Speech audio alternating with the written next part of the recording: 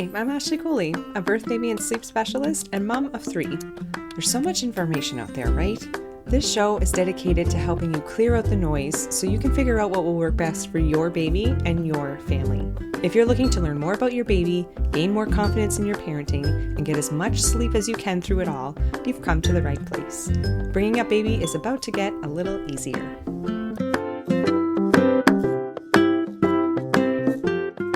Hey everybody, welcome to Season 3 of the Bringing Up Baby podcast.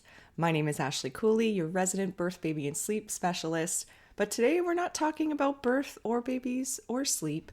We're picking up where we left off at the end of last season, where we had this amazing conversation around your sexual health postpartum, but now we're going to talk more of the how-tos with Halifax's one and only sex and intimacy coach, Serena Haines. So first episode, we're going to be talking about sex during pregnancy, and we're going to pick up the next episode with part 2 on that post-baby sex conversation. Can't wait to dive in. Here it is. Hi, Serena. Thank you so much for joining me today. I'm really excited to get a chance to talk to you. Serena, I met you not too long ago. I guess it was maybe about a month ago now at a comedy show that I believe you co-hosted called More Than Just the Tip. It was amazing, very educational, but also hilarious. And it dawned on me at that show that, you know, the kinds of conversations you were having at that show really just lit a fire in me, that these are conversations that people who are pregnant and postpartum need to also talk about and ask questions of. So I do have questions for you. I can't wait to dive in, but I would love first, if you wouldn't mind sharing a little bit about yourself, if you'd like to introduce yourself, who you are, what you do, how you came to do what you do. I'd love to hear it. Yeah, sure. Well, thank you so much for having me. It was really nice to meet you that night. And that show was, I have to say, it was just the pinnacle of my year. It was kind of the last big thing that I did before I took a bit of a summer vacation. And what a night that was. So we're going to have another one for the record, and we can kind of plug that maybe later, but in October. So that's going to be fun. We were actually asked to do that again, which is really exciting. So I'm Serena Haines. I'm kind of the only sex coach that you would find in Halifax. I'm not a therapist. There's a reason for that, and we'll get into that in a minute. I've been doing this work for probably about 6-7 years. I started helping and teaching people how to access a little bit more of their sexuality and conversations within their relationships, kind of under the darkness, under the cover of night, if you will. You know, nobody really wanted to talk about it. And, you know, when I told people that I wanted to talk about it, everyone, you know, they'd rather just talk about like laundry and political things. And I'm like, no, let's talk about blowjobs and talk about like how you're having your sex with your partner and, you know, or by yourself. Like, let's see. So then I realized, you know, people need, and it's okay because you also need, you know, that education, certification, qualifications, the credentials that you're required to have. And I went on a search. I just dove into this huge rabbit hole of a search to try to find the right program for me. So I took a couple of different programs. I did a somatic sex education program in British Columbia under the Institute of Somatic Sex Education. So I'm a somatic educator first and foremost. That's what I really wanted to do, to work with people's bodies more of a holistic way, to kind of like find out like, where are the blockages? Why don't you want to talk about it? Where, you know, what can you not feel? Where do you feel numb? These kind of things that are a little bit deeper. And then through that, I was pushed on to Sex Coach U, is a sex university in the States. I believe it might be in New York. And I did my clinical sexology there.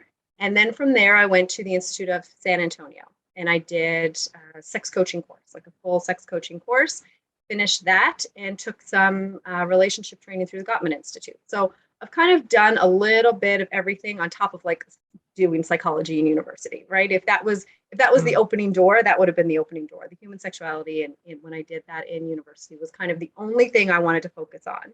But I ended up becoming a paramedic first. So the anatomical side of the work in the human body like fascinates me.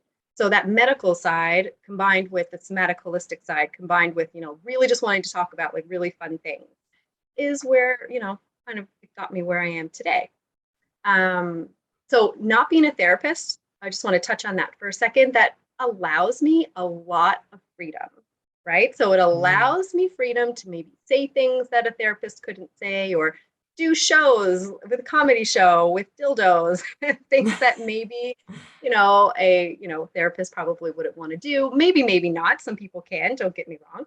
But there's With my also somatic the work. college that they're reporting to, and there's some stuff around that, of Yeah, course. that's what I mean, right? Like this is what I mean, like all that registration, all of that stuff that needs to happen. So with my sexology, my sex coaching, I'm covered under the American Board of Sexologists, the American College of Sexologists. So technically you would call me a sexologist, but it's a really unregulated profession so far. So there's Mm-hmm. lots of different places, but we have an accreditation through our college, so that was great.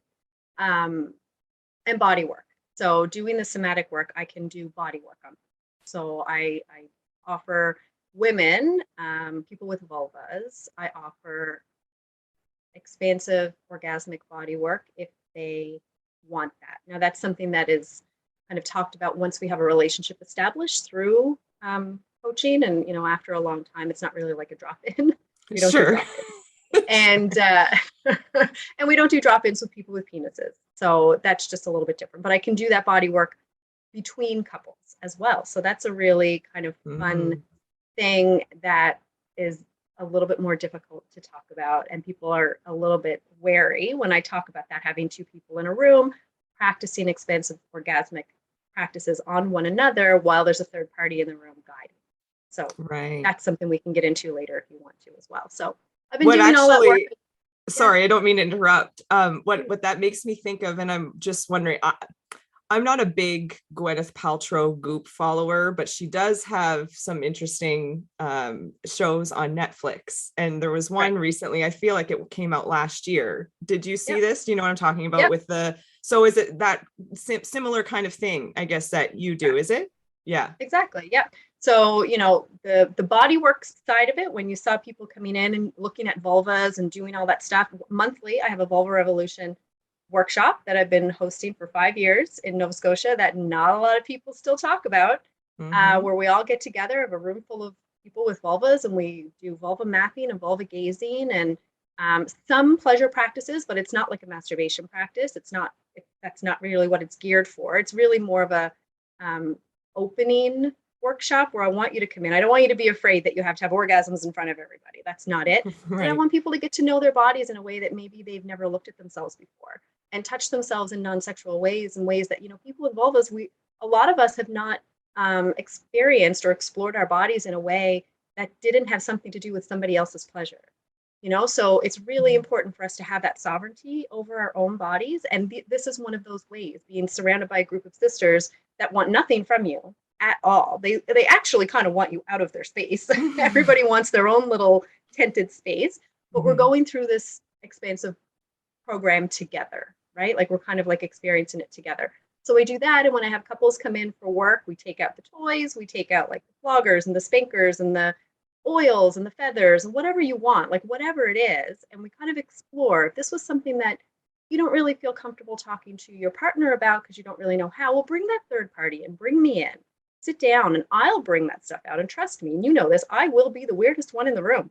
I will just flat out be like, come here, let me spank your hand, or, let's spank my hand and see what that feels like. What is that?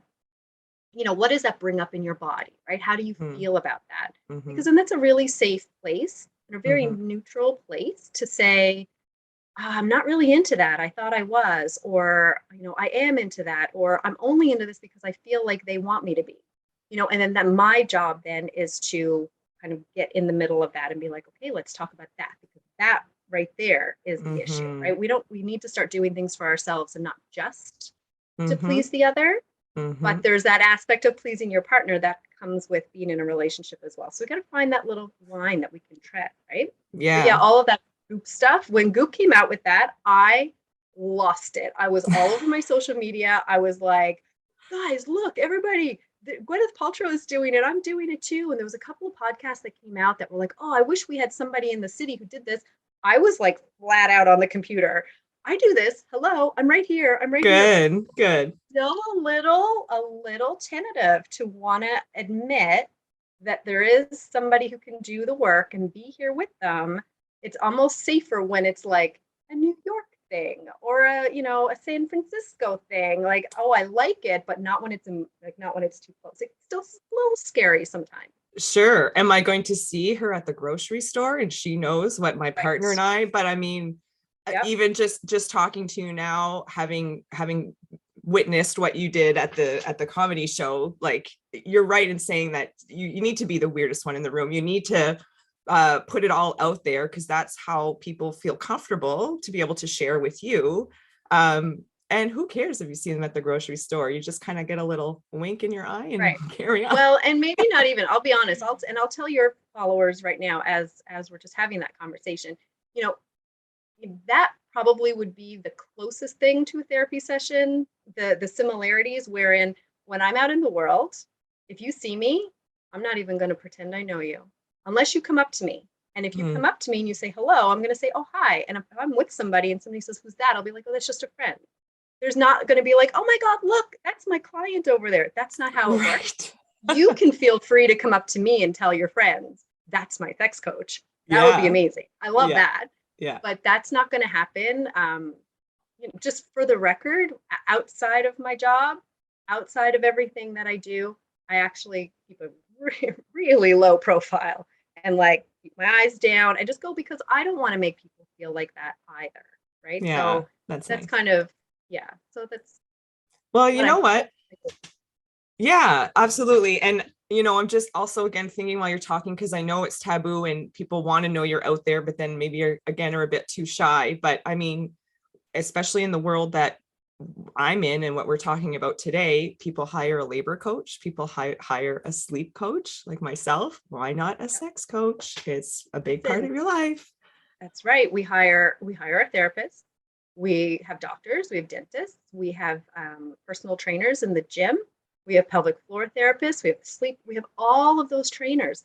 But for some reason, not some reason, we know why, people have been taught and told that you're just supposed to be good at sex. And if you're not, something's wrong. And Mm, if you guys don't come together cohesively, you're not meant to be together. That's not right. That's not true. We are not born being, quote, good at sex. We are born being able to procreate. We are mm-hmm. born being able, generally to like get the erection and, allow that, be receptive to that. And the seeds are in there and da da da da da. If we want to get into it. But we're not born being good lovers and good relationships, right? Interpersonal relationships take practice and they take time and they take compassion and understanding. And people use the word communication all the time, but I add on to that and I say, communication is great because two people can be, squawking at each other all day long. But if there's no comprehension there of how that person is trying to communicate or what their language is in communication, the lessons are going to get lost and there's going to be so much frustration. So bringing couples in together is a really cool place to have a third party to sit down and go, oh, I hear you and I hear you. Yeah, you guys have been talking about this forever, but you're not speaking the same language. It's not, this is why you're not connecting. There's something that you're missing, right? So I think that's a really important Absolutely. place to be. Yeah. Yeah, yeah, absolutely. So that cohesiveness that couples can have, or people in a relationship, or just getting down. Yourself.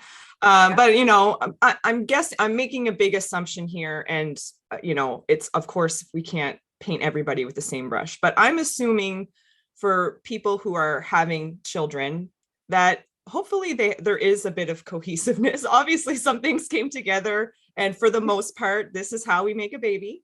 So Yep. let's dive into the pregnancy sex conversation, because what I like to talk about here is not just, I mean, positions could be a good topic because, of course, as a physical growing body with a human baby inside and that how that changes, it may bring up, maybe needing to change positions and that sort of thing. But also just is there anything that's particularly good or helpful when you're having sex while someone is pregnant, or maybe not so good and bad things you want to avoid? So pregnancy sex is different for everybody, right? So I get a little smile on my face because when I was pregnant, I have 3 kids. I probably should have told your followers that too, just so that we know that like there's a little bit of a, I get Yeah. it, I get Yeah. you. I have 3 kids. They're a little bit older now. All of my babies. I gained 100 pounds on each one of my babies. Okay, so talk about a growing body. I was Mm-hmm. huge on all of my babies. That was really heavy on my body. It was really heavy on my brain. was heavy on my self-esteem. All three of my babies were about 10 pounds. So that was, they're big vaginal births. So understanding like how that body works, I had epidurals on all three of them, but only one worked. All the rest of them were a little bit too late, it worked. Been I always there. say it didn't Yeah. work, but Yeah. it worked, but it just was a little bit late. So we all have those labor stories, right? Labor stories are so fun to kind of share with people. So having sex when you're pregnant can vary between some people not having a sex drive at all or not really wanting to, or having a lot of internalized fear around that, to other people being extremely horny and really raring to go. Because think about that extra blood like floating through your body, that extra, just physical, literal capacity of blood like in your genitals all the time. And isn't that what the key is to arousal, is having blood flow go to our genitals, right? So even sometimes if you're pregnant, if you are a person who feels happy about it, you can feel that swelling in your vulva. You can feel that swelling in your vaginal walls all the time, which is sometimes what makes us think, oh my God, why am I horny all the time, right? Like, why do I want this all the time? Well, that's one of the physical reasons why, is because there's a lot of blood flow down there, right? So everything feels like nice and spongy and really great. When it comes to positions, there are no positions that are off limits. Okay. So, the things that will be off limits would be, if we'll just get these out of the way because they're pretty typical, but any bleeding that's unexplained, stay away from having sex or putting anything inside of your vagina. Because, go see your GP, go see your gyno, right? Leaking amniotic fluids. If your cervix is opening a little bit, placenta previa, if there's any of these things that are happening, those would be your indicators not to be having sex. But your medical practitioner would likely tell you that anyway. You would probably know those things. If you don't, and you start to have some sex or any sort of penetration or any sort of anything, and something odd happens, don't ignore yourself. That's what I want to say. From like a, body healing perspective, a pregnant woman is probably one of the most intuitive antennae in the world. You know your body. Okay. We can go to our GP and say, there's something wrong, there's something right. I feel great. I don't feel good. We might not know what, but we know. If you listen, you will know deep down if there's something going on. Okay. So let's just get those things out of the way, those like heavy topics out of the way. That's really the only indicators for you not to be having sex. Okay. Unless you don't want it. Right. So that's a big one too. So you don't ever have to force yourself to do it. And we'll get into that. Positions, all of them are fantastic. Find the one that works for you. Okay. So I always like to tell women who are pregnant, like if you can manage to have one leg cocked up and your partner behind you, just think about it. Every time I think about it, I smile. And they're holding the bottom of your belly and lifting it up a little bit. Oh, the relief. And then being able to enter you from behind, if they can do that with like a little bit of an angle and they can hold your belly up for you, is probably at the highest, the end stages of pregnancy, the most comfortable position for a lot of people, only because you have that like relief from, your back and your body and everybody can hold you up. Plus it's a really, really lovely bear hug. It's a really lovely, intimate way to have sex. On your side, right? On your side from behind is a really great way too. On your side from behind, but they're not lying on their side. They're kind of like T-boning you. You know what I mean? Like you're kind of lying there with one leg up and they're in between your legs is a really great position. Doggy style, on top, whatever it is, to be honest with you, whatever feels really good. Missionary sometimes doesn't work really well, just because your belly is in the way. Okay. I want you guys to remember that, just to rewind for a minute, that you don't have to have sex just to have sex when you're pregnant, right? We still want to have sex for pleasure, and you want to have sex for you as well as your partner. You don't just have to do the duty sex. So many of us do the duty sex. It's a chore. It's like, oh, well, 9 months, if I don't have sex with them, what did great grandma say? Well, if you don't do it, he's going to find someone who will. What a disgusting, toxic message to give people who are, well, to anybody really, but imagine that in pregnant, like in a pregnant mind. I mean, like you're not feeling great about yourself sometimes anyway. That's not true. If any of our partners, just Side note, if any of our partners are going somewhere else, that's a them problem. That's not a you problem. It's not something that you did wrong. So let me just like throw that out there for a second. We'll, it's quite nuanced, but let's just throw that out there. Sex is supposed to be for pleasure. So don't forget about your clitoris. Okay? You want to find those positions that are going to stimulate you to orgasm. Orgasm during pregnancy is so beautiful. It is so healing. It feels so good. For just a split second, you can forget about any other back pain, headaches, anything else that's going on in your life, right? So being on top is really great because you can find your clitoris and you can get that rubbed into your partner's pelvic floor, right? So, or their pelvis. Having that position is a really great one. Using vibrators while you're pregnant. Sometimes the reach around is not going to work, right? I put on 100 pounds. My partner wasn't able to reach around that all the time. So getting a little vibrator and being able to use that if that's what you want, right? Not everybody likes to use vibrators, and I don't recommend them for everybody anyway. But being able to find that orgasm for yourself. And if orgasm is not something that you can reach, making sure that the sex that you're having is intimate enough that makes you feel really good about yourself, right? There's nothing worse than giving. So you're already giving your body away to the human that's growing inside of you. You don't have to give your body away all the time, but it's a really beautiful way to stay connected to your partner. And I also want to add to that, in case any partners are listening or anyone with a penis, that you're not going to hurt the baby. Right. I still hear that sometimes, and you are not going to hurt the baby. I wish I had a loudspeaker. You will not hurt the baby. You can't do it. And you know what? That comes from lack of like anatomical knowledge, right? And that is one of the things that like I really love doing too, like bringing out props and toys and showing people like how this actually works. Like that cervix is shut. It is shut. Okay. And it's probably about yay deep anyway. And it's a really, really tight muscle. And when you're pregnant, it's plugged with your mucus plug to prevent anything from going in. So covered. Right. Nothing is going to happen. You can put,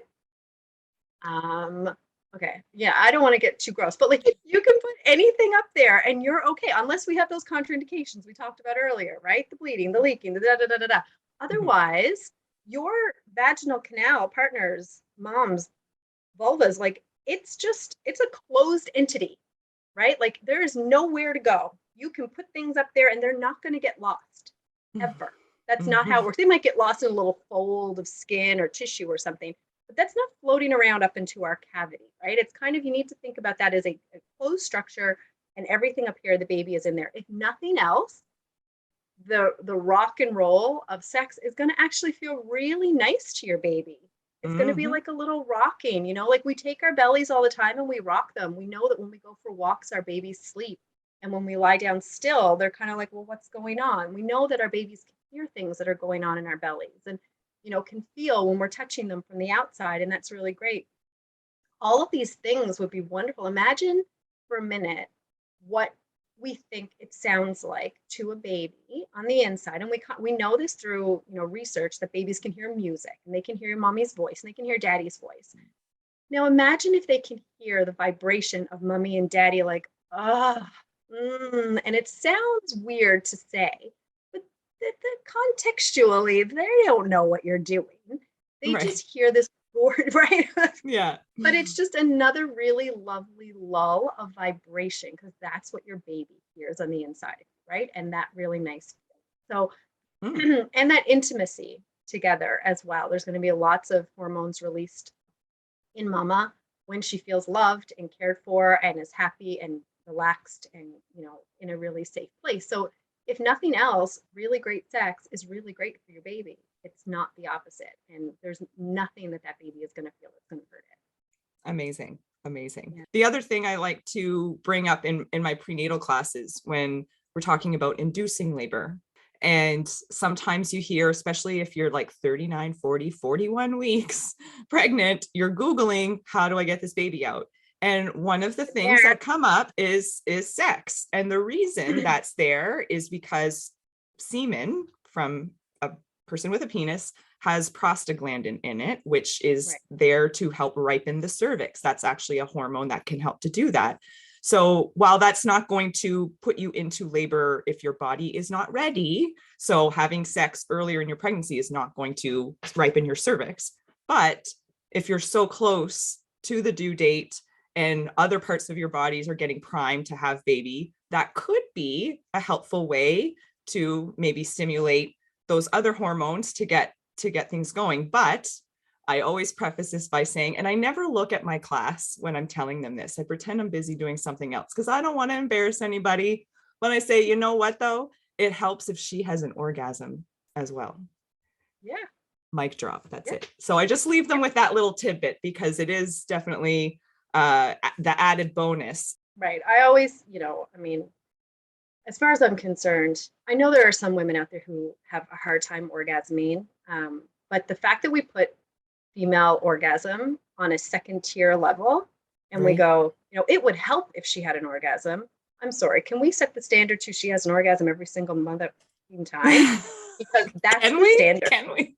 Yes. No, it has. Yeah. And it has to be. Yeah. Yeah. And it's not that it has to be, and it has to be executed every single time, but that standard has to be there because if not, without even saying it, we really are putting female pleasure way down the totem pole, 100%, right? No matter what conversation we're having, there are some people who don't know how to find their orgasm. That's going to happen all the time. Women were never taught to find their orgasm. Okay. They weren't taught that it was okay to play with themselves. Some people don't know where their clitoris is. Some people don't know that, if I was to say to you right now, like, what is the male sex organ? What would you say? Penis. Penis. And when I ask women, what is the female sex organ? Most people say vagina. And your vagina is not your sex organ. Your clitoris is your sex organ. Oh, right? I was going to say your het mind, but okay, I'll take both of those. Okay, that too, right? But like your actual physical organ that is, necessary.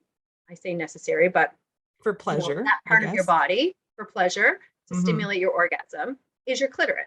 Okay. Now, psychologically and all that kind of stuff. Yeah, we women are absolute goddesses when it comes to finding pleasure. And we don't know it because you're right. Even with your brain, men can too, but we can stimulate orgasm through our brains. We don't even have to be touched.